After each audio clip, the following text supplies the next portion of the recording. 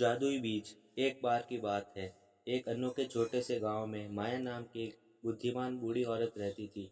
माया अपने सौम्य स्वभाव और हृदय से निकलने वाली दयालुता के लिए दूर दूर तक जानी जाती थी।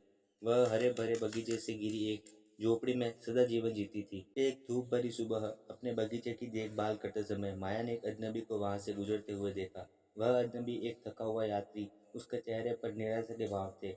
माया उनके पास आई और पूछा, सर आपको क्या परेशानी है? यात्री ने बताया कि वह कई दिनों से बिना भोजन या आश्चर्य के भटक रहा है। उसने घर वापस लौटने की सारी आशा खो दी थी।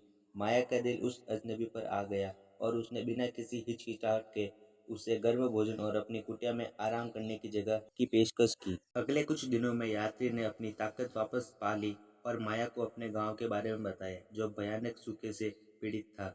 फसलें सूख गई थी और लोग भूखे मर रहे थे।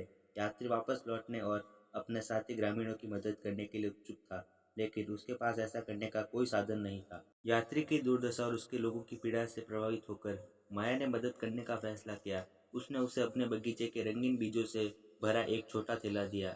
इन बीजों को अपने गांव के रोपो, उसने कहा, और उन्हें दयालुता से सींचे।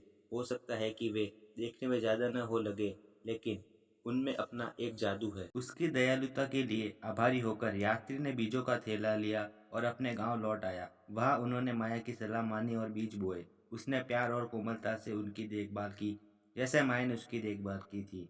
सभी को आश्चर्य हुआ जब बीज जीवंत स्वस्थ पौधों में विकसित होने लगे। लेकिन जो चीजें उन्हें वास्तव में जादुई बनाती थी, वह यह थी कि वे न केवल फल और सब्जियां खाते थे, बल्कि दयालुता के कार्य भी करते थे। यात्री की कहानी और माया की दयालुता से प्रेरित होकर ग्रामीणों ने एक दूसरे की मदद करना शुरू कर दिया। उन्होंने अपनी भरपूर फसल को जरूरतमंदों लोगों के साथ साझा किया और सूखे पर काबू पाने के लिए मिलकर काम किया। जैसे जैसे दिन हफ्तों में बदल गए, गांव बहुतायत और करुणा के स्थान में बदल गया। एक समय सूखी पड़ी भूमि अब फलने फूलने लगी और लोग इसके साथ फले फूले।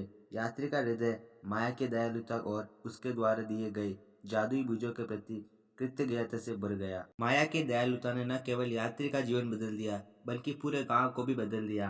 कहानी का सार यह है कि दयालुता का भी एक कार्य एक प्रभावशाली प्रभाव डाल सकता है, जो हमारी कल्पना से परे अच्छाई और सकारात्मक फैला सकता है। माया की दयालुता के जादुई बीजों ने न केवल मिट्टी को, बल्कि इसे प्राप्त करने वालों के दिलों को भी पोषित किया था, जिससे पता चला कि दयालुता में चमत्कार पैदा करने की शक्ति है।